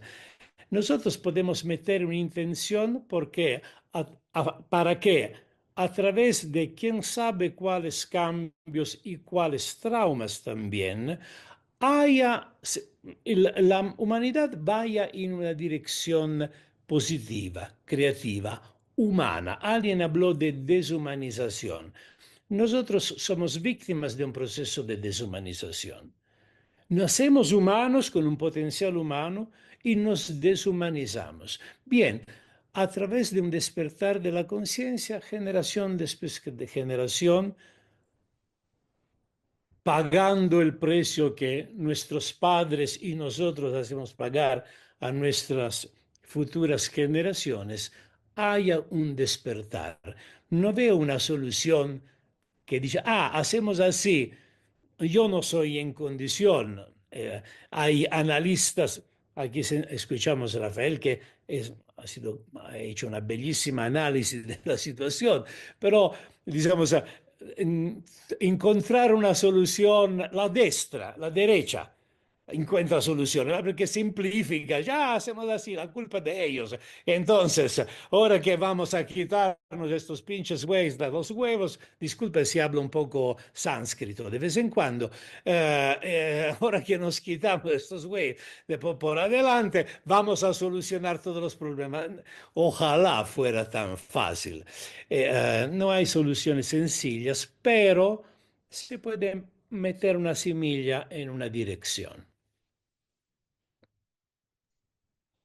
Muchas gracias, Dayal. Rafael. Sí, bueno, a mí la verdad es que cuando a un comunicador le preguntan cuál es la solución a un problema, me parece un poco una pregunta absurda, ¿no? Porque nadie tiene una solución definitiva y el que se arroga una solución definitiva suele ser Donald Trump, ¿no? Pues estos demagogos que prometen lo imposible, ¿no? Entonces yo desconfío de aquellas personas que se presentan como solucionadores. Lo único que podemos es un poco explorar las causas de lo que está sucediendo. Antes, comentaba yo, citaba a Rousseau, bueno, pues me he extendido más de lo que pretendía, pero yo creo que es siempre recomendable volver a los clásicos y en este famoso ensayo de Rousseau sobre el origen de la desigualdad entre los hombres, dice, el primer hombre que trazó una raya y dijo esto es mío, pues ahí comenzaron los conflictos. Lo cierto es que los animales son más o menos egoístas, tienen un egoísmo primario, aunque yo también tengo perros que he visto entre ellos gestos de generosidad, pero los animales no acumulan, o sea, no acumulan más de lo que necesitan. Una vez que han satisfecho sus necesidades, no piden más.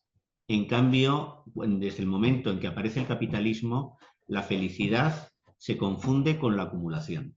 Y además esa idea se le transmite también a los jóvenes. Por aquí uno de los que están asistiendo a esta exposición decía, ¿qué hacer? Y le dirigía la pregunta a Dayal, ¿qué hacer con estos jóvenes en México o en otros países que ven que los chicos que cometen delitos son los que tienen el mejor móvil, la mejor sudadera, las mejores zapatillas? Y es cierto que en las escuelas, por lo menos en España, no se está fomentando en ningún caso el desarrollo de la personalidad, ni la creatividad, ni la compasión, sino que te conviertas en un técnico especializado en algo. Y como decía Dayal, que te pongas al servicio del proyecto de otra persona. Entonces, los chicos jóvenes ya no adquieren valores humanísticos ni espirituales, sino la idea de que la felicidad consiste en acumular a costa a cualquier precio. Y yo he visto incluso en mis clases alumnos que me recriminaban que diera facilidades para aprobar a otros alumnos con dificultades o que se negaban a prestarse libros o apuntes entre ellos. Esta competitividad salvaje, que es la esencia del capitalismo, yo creo que está extendida, no solamente es un fenómeno económico, ¿no? Sino que ahora mismo los jóvenes lo que les gustaría es ser Elon Musk, que tiene una fortuna que equivale a 1/3 del Producto Interior Bruto de España. Entonces, mientras no se desactive no solo el egoísmo, sino fundamentalmente la codicia, el querer acumular, pues los conflictos van a permanecer.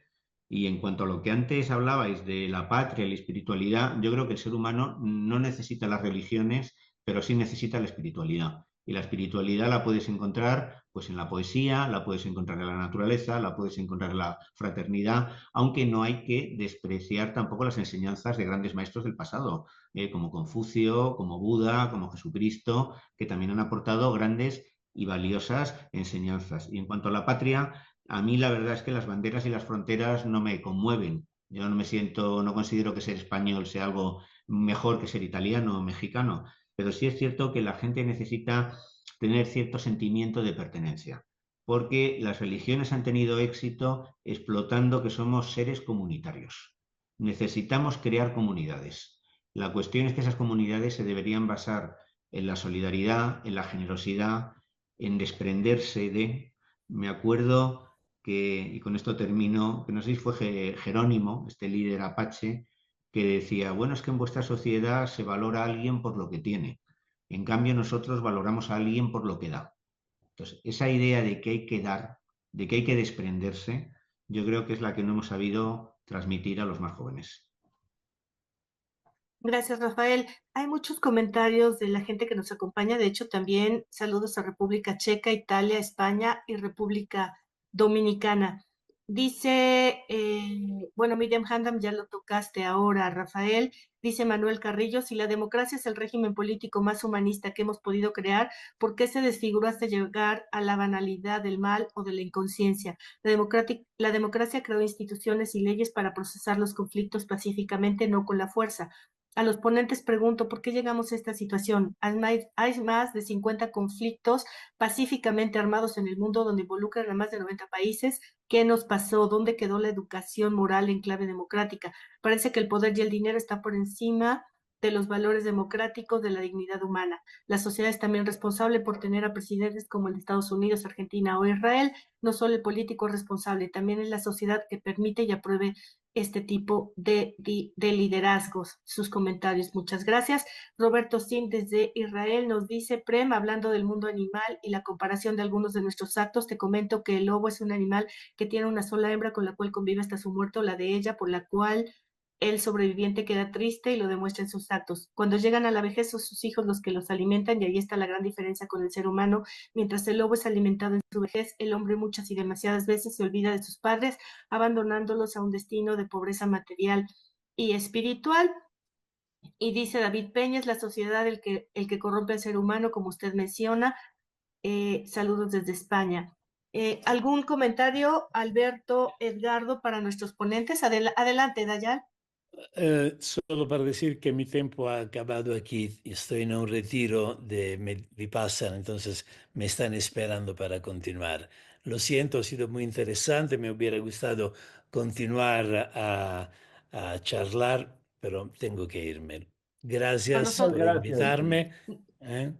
muchas gracias. nosotros muy agradecidos con Gracias. tu participación. La gente muy contenta. Mil gracias. Gracias a ustedes. Chao, Y hasta allá. chao, chao.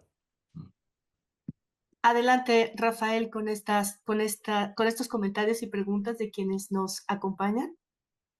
Y bueno, han surgido tantos temas que la verdad muy bien, no sé cuál comentar, pero, por ejemplo, hablando de las guerras que hay en marcha, porque se conocen unas cuantas, ¿no? Pero yo pienso que en este sentido la interpretación que dio el marxismo no ha perdido vigencia. O sea, yo pienso que el marxismo se equivocó al plantear las alternativas para crear una sociedad más humana y de hecho Marx prácticamente la utopía que describe lo hace en términos muy abstractos y muy imprecisos. Pero en cambio su crítica a lo que es el capitalismo yo creo que no ha perdido vigencia. Detrás de los conflictos lo que hay son intereses comerciales, siempre. Por ejemplo, lo que ha sucedido en Gaza no se ha hablado suficientemente de los motivos que había detrás de todo esto, ¿no? O sea, realmente Israel lleva años planeando construir un canal, el Ben Gurión, que haga la competencia al canal de Suez. Luego también se ha descubierto que hay petróleo en el subsuelo de Gaza y no está claro quién va a poder explotarlo. También hay un yacimiento justo enfrente de Gaza, en la costa, el Leviatán, que es uno de los yacimientos de gas más grandes que hay en la zona. Y bueno, pues también se quiere crear una ruta de la comercial que comunique Qatar con Europa y que compita con la nueva ruta de la seda china. Quiero decir, detrás de estos conflictos siempre lo que hay son intereses económicos. Detrás del conflicto de Ucrania, lo que quería Estados Unidos era vender el gas licuado a Europa y quitarle un poco el mercado a Rusia.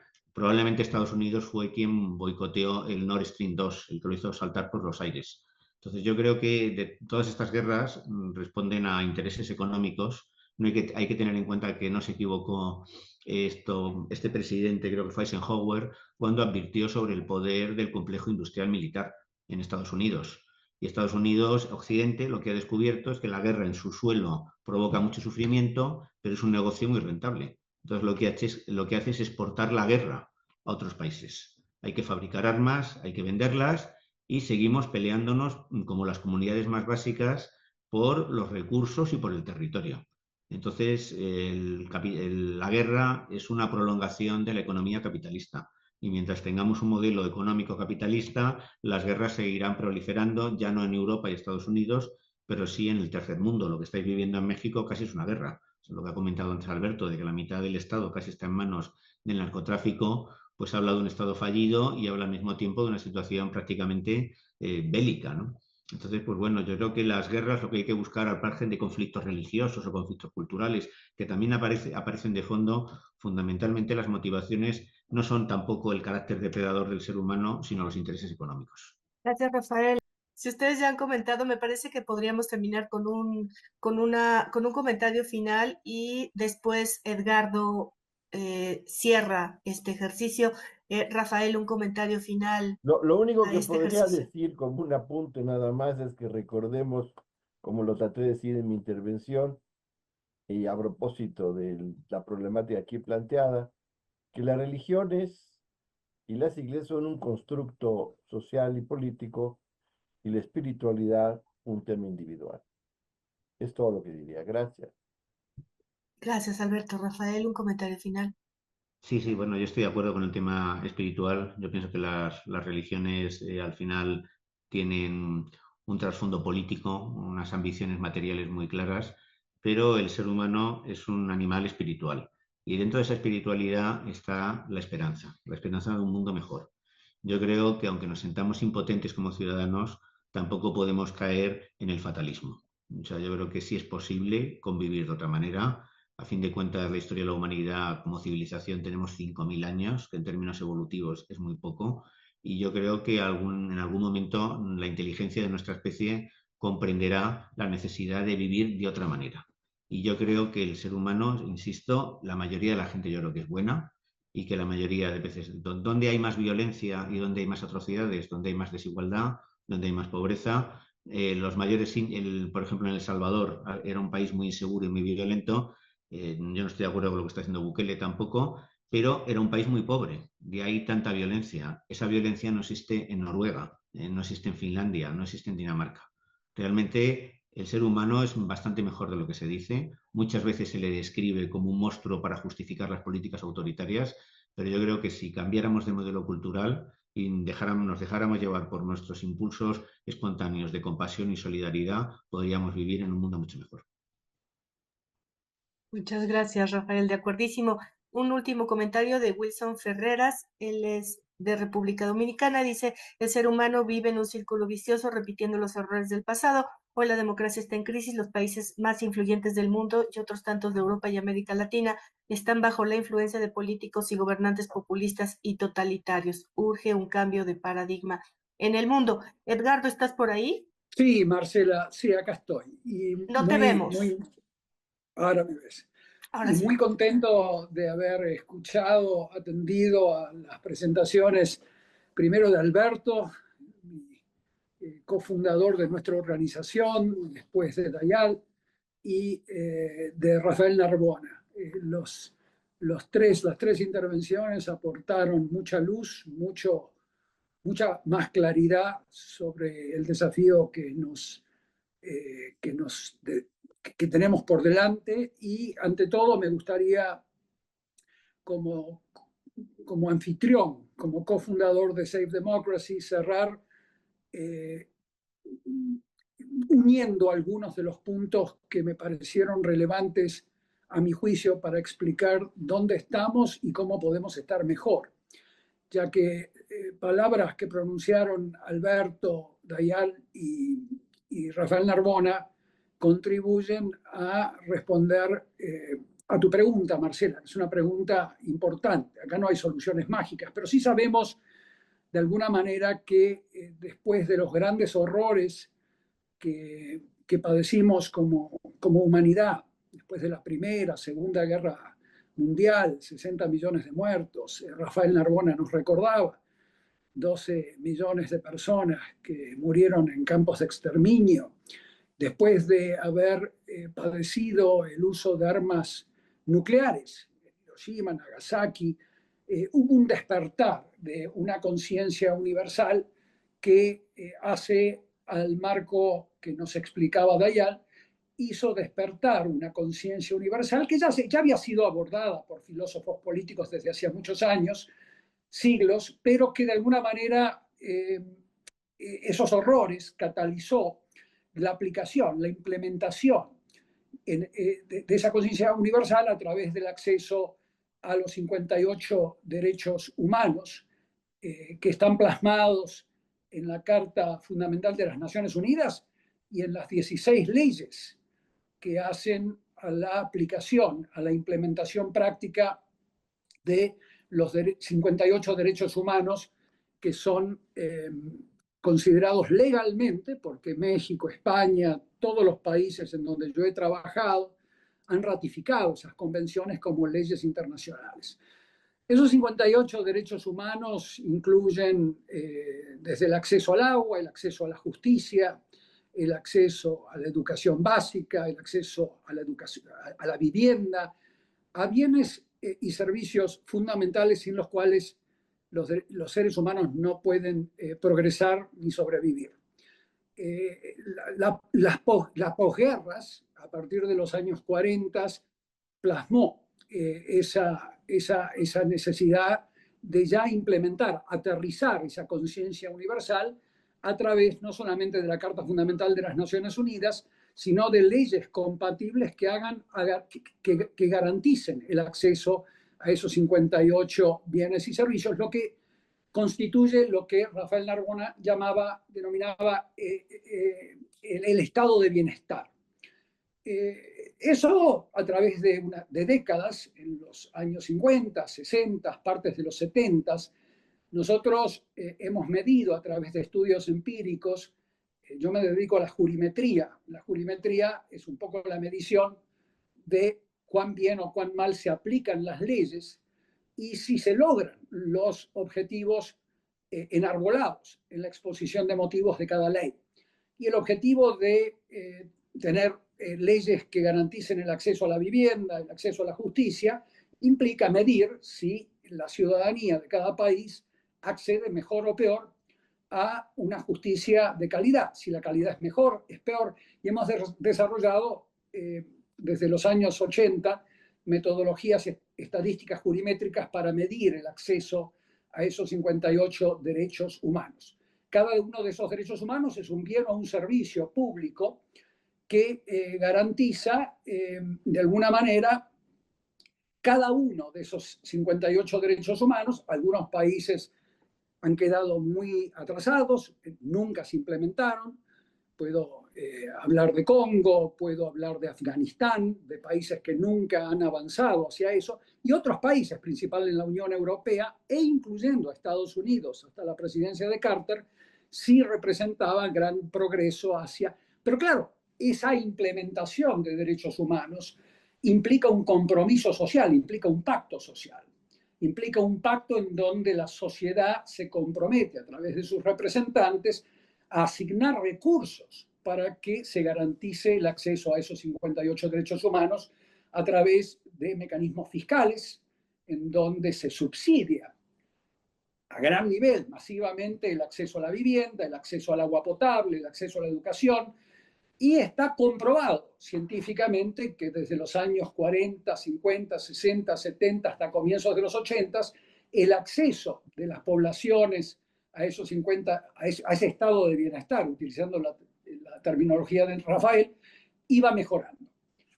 A partir del hecho de que una coalición de empresarios y políticos en los años 80 comenzaron a cuestionar los déficits, la inflación, catalizada por la crisis del petróleo y demás, pero el punto es que comenzaron a cuestionar ese modelo, que implicaba impuestos más altos, implicaba un compromiso regulatorio por parte del Estado, regulatorio en el sentido de asegurar que la salud pública no sea un acceso a un bien como lo es la Coca-Cola o el champán, sino que sea garantizado a través de subsidios masivos. Cuando se comenzó a cuestionar, por ejemplo, a través de la presidencia de Ronald Reagan, de que el Estado era el problema y se comenzó a aplicar el modelo neoliberal que desreguló, o sea, que destruyó esas regulaciones y ese pacto social fiscal que garantizaba el mayor acceso a derechos civiles, derechos políticos, derechos económicos, derechos culturales.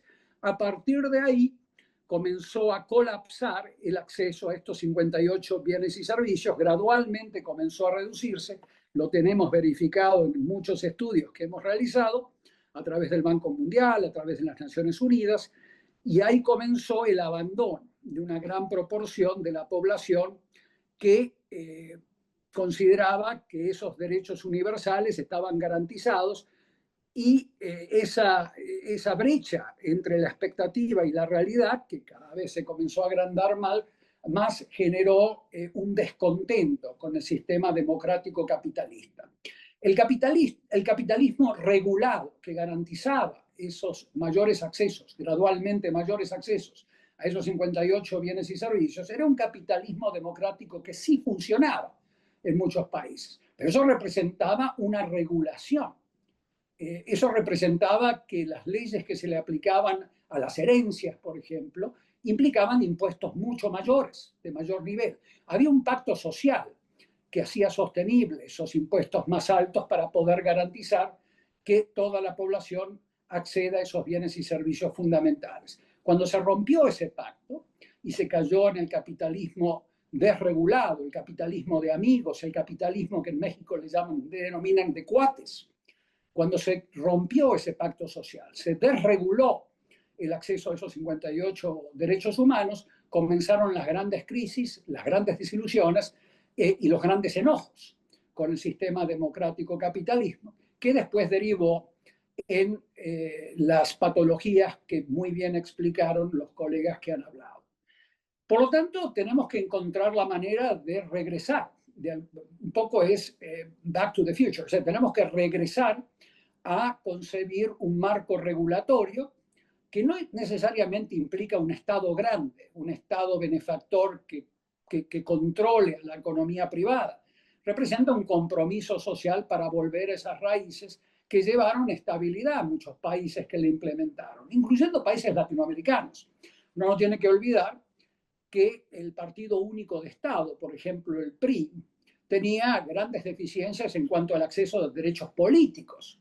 Era un partido único de Estado, pero había mostrado que su inversión en bienes sociales, en derechos económicos y derechos culturales, iban avanzando desde la Revolución Mexicana hasta los años 70. O sea, hay una razón por la cual había un apoyo condicional al Partido Único de Estado durante tanto tiempo.